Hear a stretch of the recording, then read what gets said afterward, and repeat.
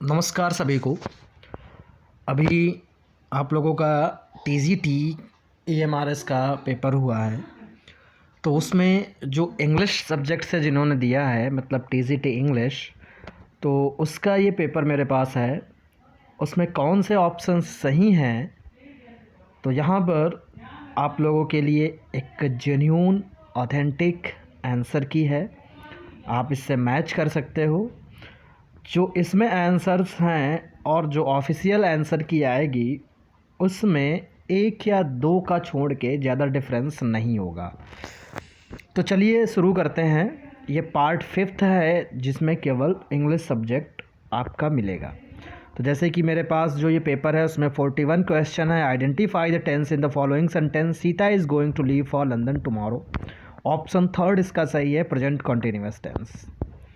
42 Ram can do it now. इनको जो है वॉइस में चेंज करना है, तो एक्टिव वॉइस में सेंटेंस है, इसको पैसिव बनाना होगा। तो करेक्ट ऑप्शन थर्ड है, it can be done by Ram now. 43 question, the peon will have to ring the bell. ये हो जाएगा इसका option number 1, the bell will have to be rung by the peon.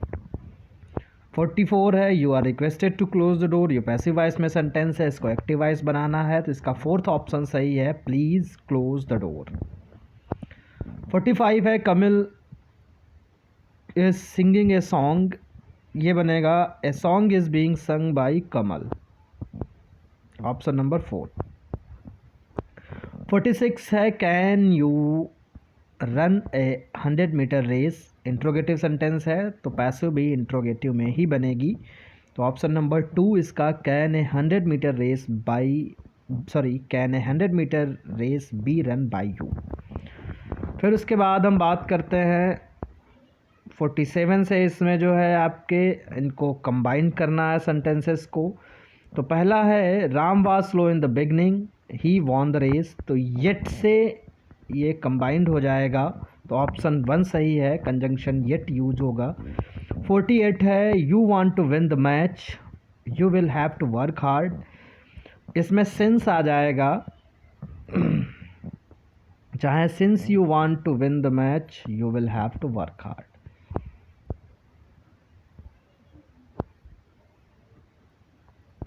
Next 49,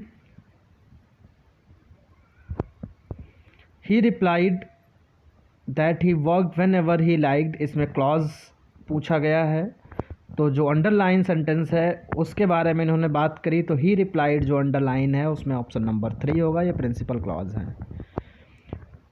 question number 50, it has been seen that virtue is its own reward. तो इसमें that virtue is its own reward subordinate है, subordinate में noun clause है, इसलिए option number 4 सही होगा।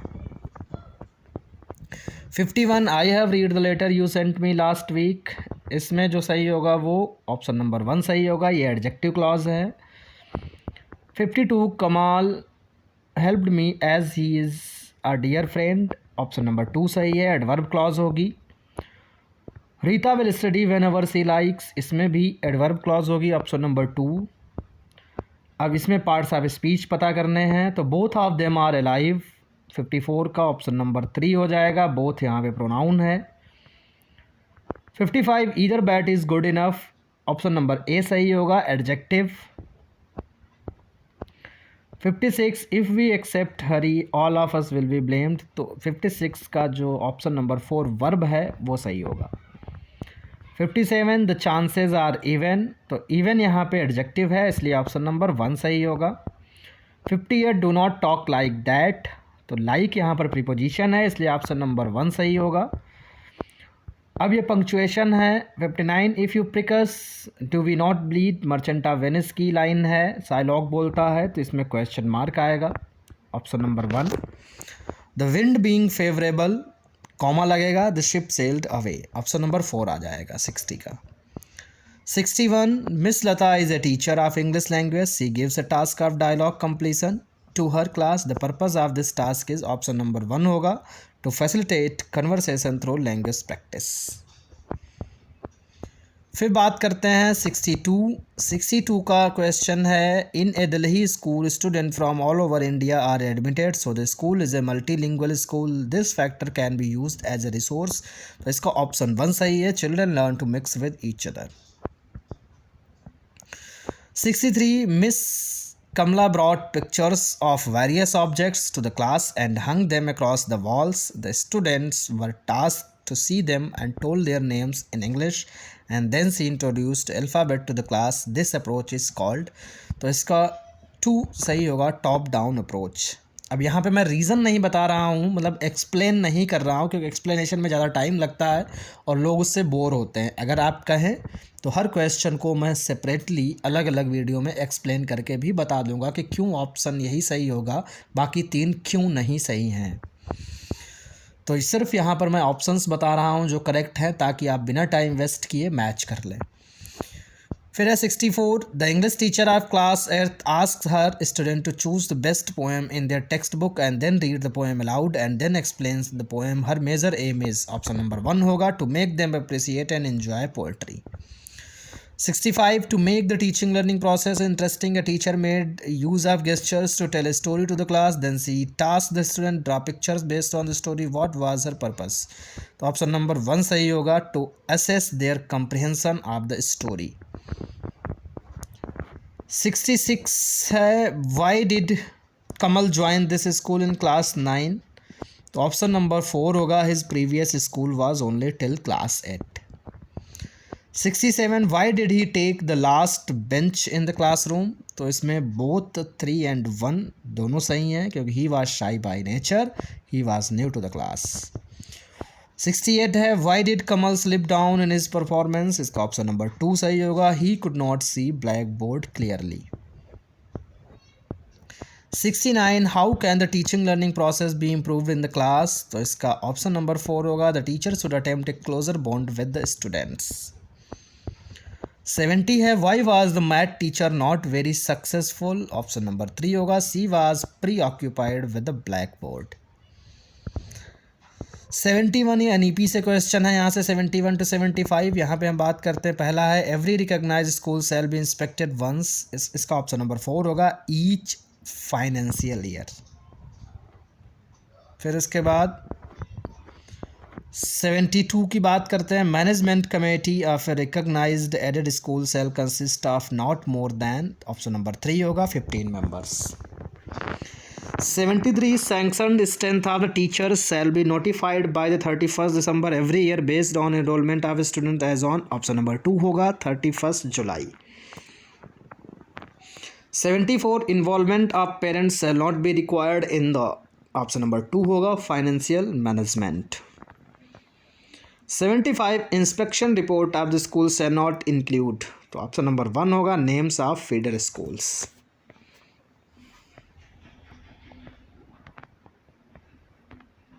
76 to 80 ये questions हैं। तो 76, ill clad hordes, the word hordes not mean, horde का मतलब क्या नहीं है, तो ऑप्शन नंबर 2 हर्ट्स नहीं है, बाकी सारी चीज़ें होर्ड का मतलब देती हैं। होर्ड का मतलब होता पीपल, मतलब झुंड एक होता लोगों का समूह, तो हर्ड एनिमल का झुंड होता, इसलिए ये नहीं होगा, बाकी सारी चीज़ें आपके इसकी हैं, इसलिए मीनिंग सेकंड जो है ऑप्शन यहाँ पर इसका हो जाएगा, क्योंकि नॉट पूछा गया है। 77, what contradictions do the tourist find in India, तो इसका होगा थर्ड, ए कंट्री और society that preaches non violence possesses atom bombs, option number 3 सही है इसका। 78, where do the tourist who come to discover spiritual India find it, तो इसका 3 होगा, in the temples of south India. Both 3 and 1 नहीं होगा, क्योंकि इंद्र आश्रम्स की बात कहीं पर भी नहीं मिली है। हाँ, बैंक्स ऑफ द गंगा जरूर मिला, लेकिन आश्रम्स की बात नहीं मिली है, इसलिए यहाँ पर ऑप्शन नंबर 3 होगा। 79, they buy our handicrafts as, option number 4, they are incredible exotica। 80, India has become modern age, इसका ऑप्शन नंबर 1 हो जाएगा, बोथ 3 and 4, मतलब most of the Indian speak fluent English, our big cities are dotted with high rise. 81 to 85 में थोड़ा सा मेरे पास 81 ही है, बाकी क्वेश्चंस 4 मिसिंग हैं, 82, 83, 84, 85, क्योंकि ये जिसने भी मेरे पास PDF भेजी थी उसमें ये क्वेश्चंस नहीं थे, इसलिए नहीं ना होने की वजह से मैं इनके जब मुझे क्वेश्चंस ही नहीं पता तो मैं आंसर नहीं बता सकता, तो उसके लिए सॉरी। और अगर आपके पास हों इन क्वेश्चंस ये 4 आप मुझे भेज दीजिए, मैं उनके आंसर्स आपको बता दूँगा। 81 है, why are chess opens really open, तो second anyone can join the tournament. बाकी इसमें क्वेश्चंस मेरे पास हैं नहीं तो मैं इसलिए नहीं बता सकता। फिर सीधे हम आते हैं 86 पे, what had she done just before falling ill, तो इसका बॉट हेल्थ इंश्योरेंस हो जाएगा 86 का 4। 87 पीपुल इंसिसेंटली कंप्लेन, तो इसका क्या मतलब नहीं है, तो थर्ड मतलब नहीं है ओकेजनली, बाकी सारी चीज़ें रिपीटेडली, कंसिस्टेंटली, स्टेडली इनका मतलब देते हैं, इसलिए इसका मतलब जो नहीं है वो ऑप्शन नंबर थर्ड ओकेजनली नहीं है। फिर बात करते हैं 88, when one is about to get cured one feels that, option number 1 both 3 and 4, मतलब hospital lunch becomes tasteless and soup taste like tears. 89, the writer does not feel averse to hospital, तो इसका option number 2 हो जाएगा, nurses look after her, क्योंकि बाकी सारी चीज़ें सही हैं, यही एक ऑप्शन नहीं मिलता, इसलिए इसका सेकेंड ऑप्शन हो जाएगा। 90, why does a narrator go viral, तो first she suffered from a viral fever. 91, a teacher in her letter to the principal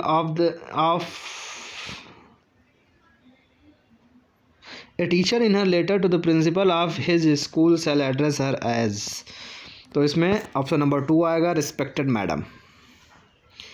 92, closing of a letter to the municipal commissioner from a citizen will be, तो option number 3 आएगा, yours sincerely.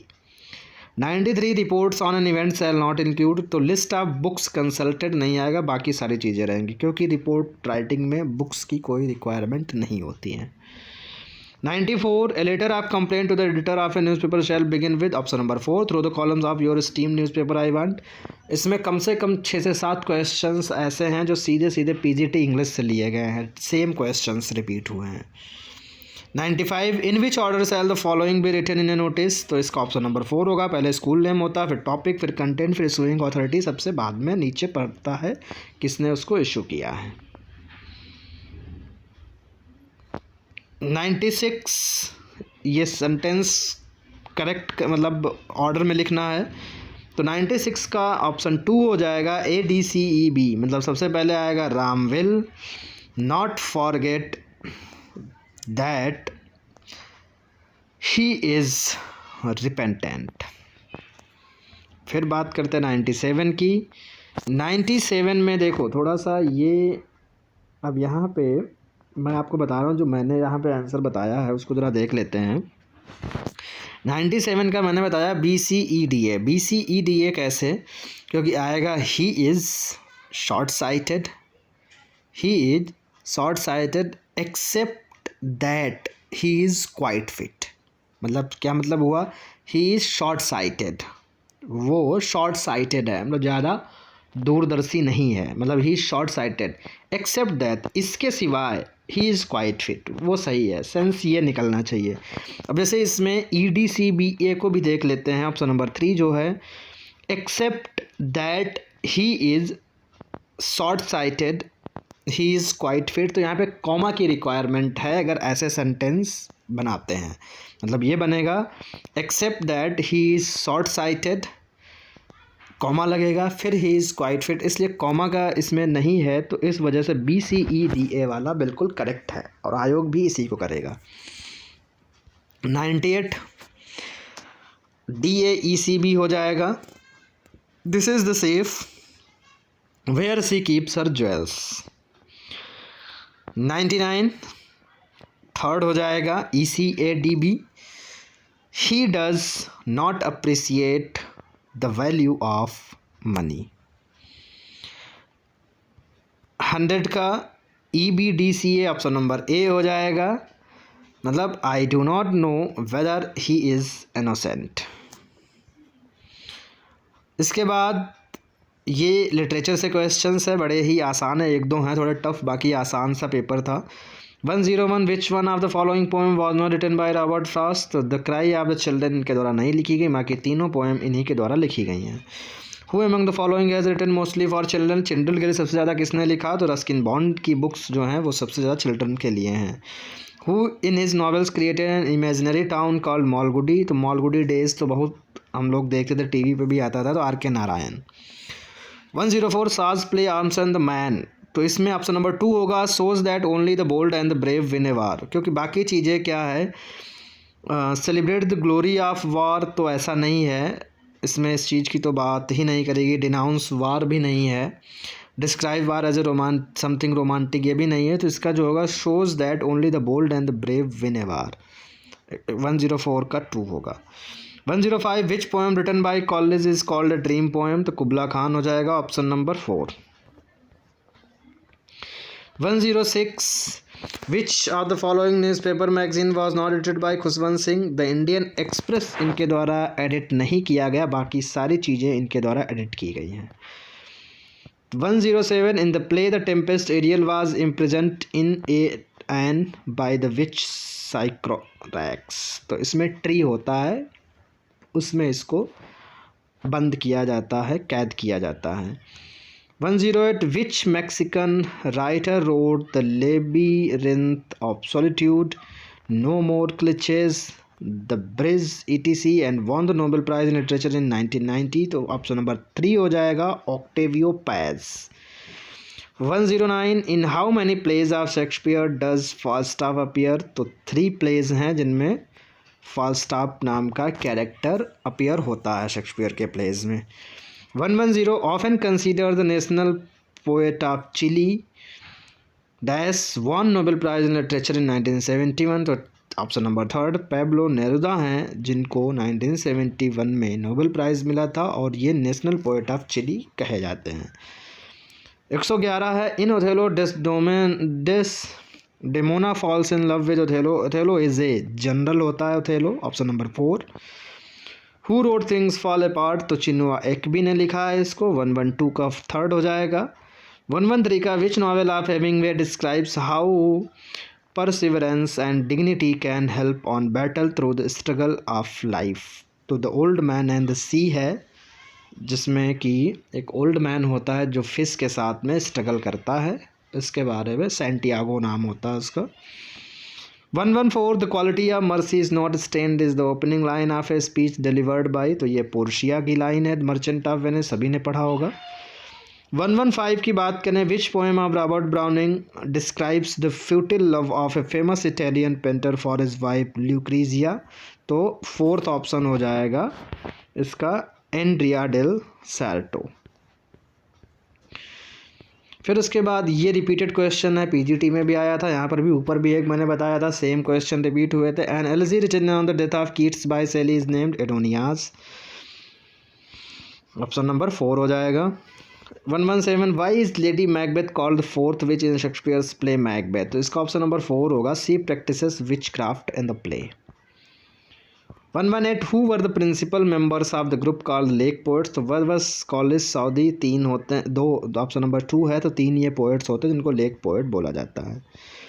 119 which poem of Keats begin with the line a thing of beauty is a joy for ever. तो इसका option number 4 होगा, Endymion poem है जिसमें ये जो poem इस लाइन से स्टार्ट होती है। 120 what message does Keats ode on a Grecian convey. Option number 3 होगा, a work of art immortalise youth and beauty. 120 का 3rd। तो ये कुछ क्वेश्चंस थे जो सब्जेक्ट डोमेन के थे आपके। बाकी इसमें लैंग्वेज के मैं और बता दूंगा जो बचा हुआ है, हिंदी, इंग्लिश और रीजनल लैंग्वेज, तो उसके आपको आइडिया हो जाएगा कि कितने नंबर तक आपके बन रहे हैं। उसके बाद हम कट ऑफ पे बात करेंगे। मिलते हैं नेक्स्ट वीडियो में।